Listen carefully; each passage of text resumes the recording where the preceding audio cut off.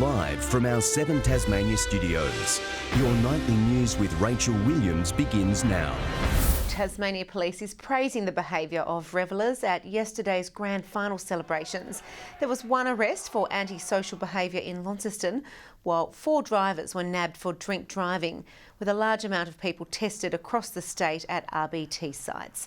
Police say they were kept busy in suburban areas, but there were no major incidents. A 40-year-old man is in police custody tonight after being arrested in relation to a stabbing attack which allegedly occurred inside a car parked in Berrydale yesterday afternoon. The man was found at the Berrydale foreshore near where the alleged incident took place. Police say a 55-year-old man was stabbed 4 times to his upper body and hands before he and a female relative fled to the nearby bowls club to seek help. It's understood all occupants inside the white Commodore were known to each other. An injured walker has been rescued from a remote hiking track on the state's west coast. The Westpac rescue helicopter airlifted the man who had injured his knee, along with a woman, from the Frenchman's Cap walking track. The pair was approximately 20 kilometres from the nearest road when they were found just after midday. Tasmania Police says the walkers were experienced and well prepared with an EPIRB and quality equipment. The Basslink interconnector has returned to service a day earlier than expected. The connection had been out for 5 weeks following a fault on the Victorian side of the cable. One analyst estimated the outage could have cost Hydro Tasmania up to $50,000 an hour in lost electricity exports. Labor has again criticised the state government for what it's labelling inaction on Tasmania's unemployment rate. David O'Byrne says the Premier and Treasurer need to act on fixing the state's full-time job crisis.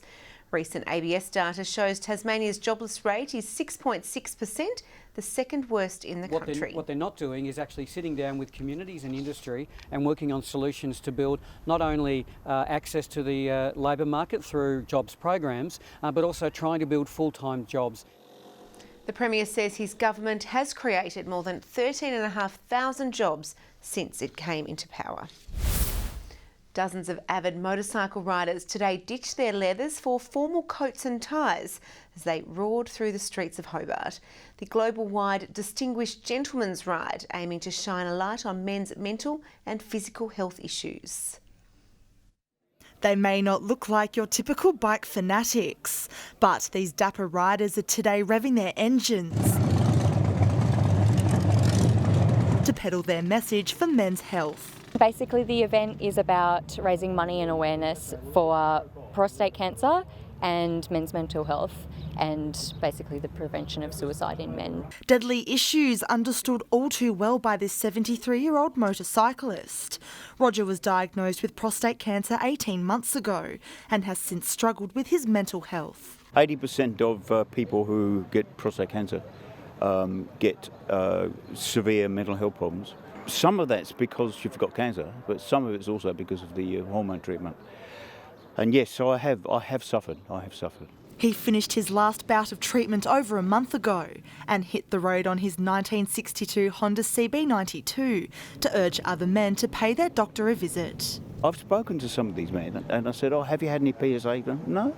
I was lucky. I got mine in time. Mine was particularly aggressive. If I'd waited another 3 or 4 months, I'd be in serious trouble. There are so many men out there who need that extra help. So many men need more awareness about getting their prostates checked, and this is a great way to do it. The Hobart Group has raised around $20,000. If you or anyone you know needs help, contact Lifeline. Ruby Kamane, 7 Tasmania News. Tasmanians are starting their engines for the state's upcoming drag racing series. Tonight we go under the bonnet to find out what goes into building the fastest car over a quarter mile. This is Chris Marsh's pride and joy. 3 years in the making with a locally built engine and chassis. And here's what it looks and sounds like on the track. It's roughly 12 and should go about 280 kilometres an hour in less than 8 seconds.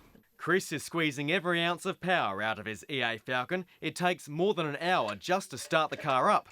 He wants to break the state record over a quarter mile at the first round of the drag racing series in a fortnight. It's not nickel and dime. It takes a lot to do it, and yeah, without the support from your family, you couldn't do it. It's everything. Every minute you think is just about the drag car. While that's towards the top end of the scale, Jason Brown says your more conventional car can still set a super fast time. Last meeting at the Test and Tune, we actually had a young guy race his mum's Micra, so that was pretty exciting, just to give him a bit of a kick along, right up to the full-on drag cars that are really out there. And a racetrack rivalry between him and wife Michelle is only a good thing. I'd like to be able to beat my husband's time, and my husband talked me into it because he enjoyed it so much, so I thought I'd have a go at it.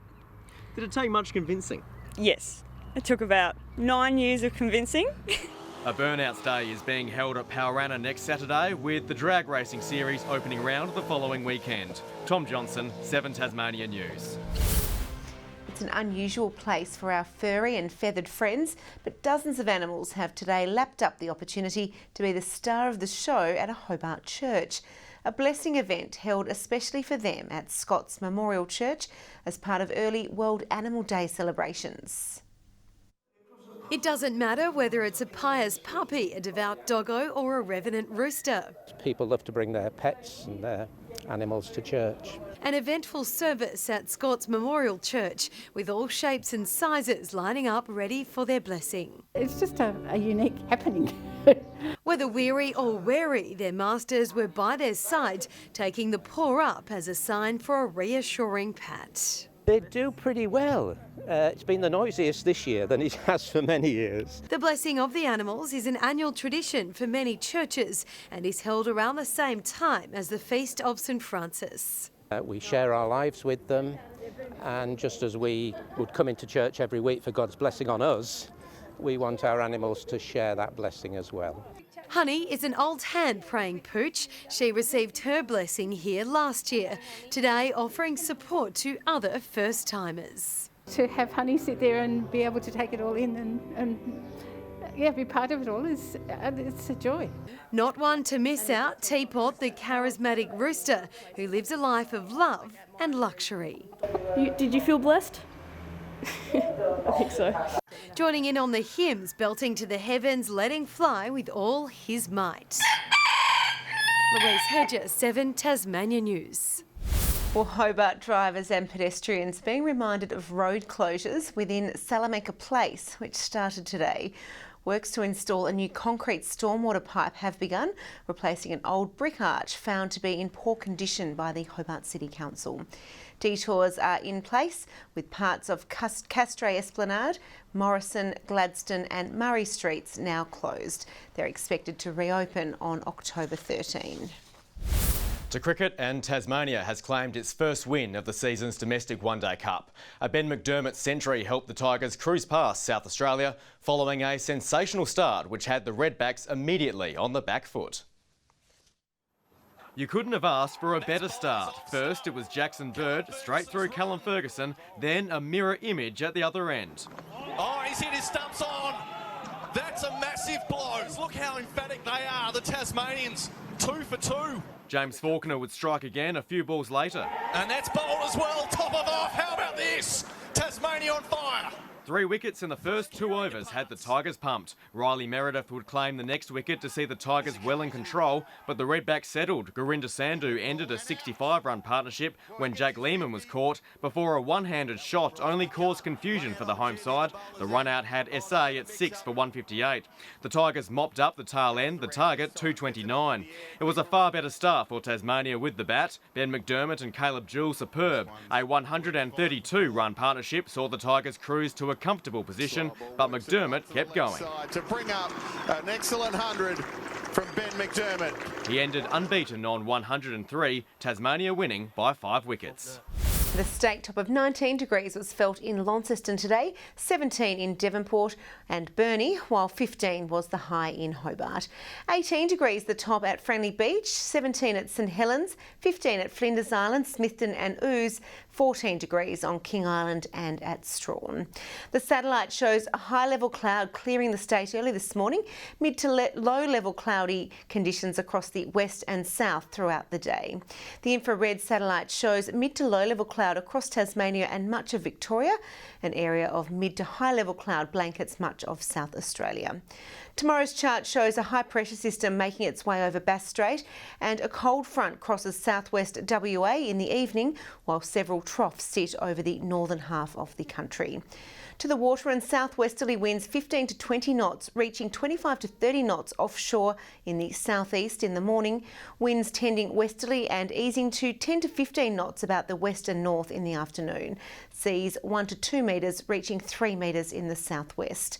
There is a strong wind warning current for southwestern coastal waters from Wineglass Bay to southeast Cape, and there is a frost warning current for parts of the central north, northeast and Midlands forecast districts. Tomorrow, Hobart should see a partly cloudy 15 degrees, 14 in Dover and Ouse, 16 and partly cloudy for Launceston, a mostly sunny 15 in Devonport and 14 in Scottsdale, 15 and partly cloudy in Burnie, 13 with a light shower or two in Strawn and 14 in Stanley. 15 and partly cloudy for St Helens and Swansea, 14 degrees with early frost forecast for Ross. To the 3-day forecast, sunny across the north and east on Tuesday. Partly cloudy conditions right across the state on Wednesday, but temperatures nudging the 20s, and sunny in most parts on Thursday with a top of 25 in Launceston and 24 in Hobart. Around the country tomorrow, 23 for Perth, 21 in Adelaide, showers possible in Sydney and Brisbane, and a sunny 35 degrees in Alice Springs. And right now in Hobart, it's 9 degrees and cloudy, clear and 12 in Launceston and clear and 11 in Devonport. Well, that's all your news for now. Thanks for your company. Have a great week. Good night.